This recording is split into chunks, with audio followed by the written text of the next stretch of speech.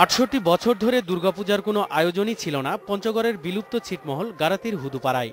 বাংলাদেশের বিভিন্ন পূজা মণ্ডপে গিয়ে তারা উদযাপন করত উৎসব। এবার এলাকাটিতে মণ্ডপ বানিয়ে পূজা করছে সনাতন ধর্মাবলম্বীরা। উৎসবকে প্রাণবন্ত করতে বসেছে মেলা। জড়ো হচ্ছে ধর্মবর্ণ নির্বিশেষে সব বয়সের মানুষ।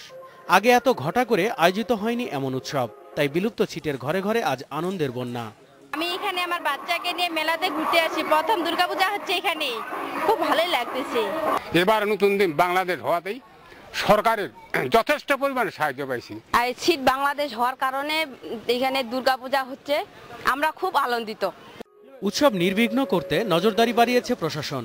দীর্ঘ সময় পর পরিবার পরিজন নিয়ে নির্ভয়ে শান্তিপূর্ণ উৎসবে এক হতে পেরে উচ্ছ্বসিত এলাকার মানুষ। বিভিন্নভাবে সহযোগিতা করেছি যেন তারা স্বাচ্ছন্দ্যে পূজা উদযাপন করতে পারে এবং তাদের নিরাপত্তার বিষয়েও আমরা যথেষ্ট ব্যবস্থা নিয়েছি। আমরা চাই যে তারা যেন অন্যান্য পূজা মণ্ডপগুলোর মতোই স্বাচ্ছন্দ্যে পূজা উদযাপন করতে পারে।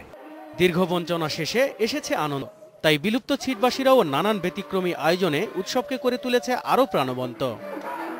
Independent news.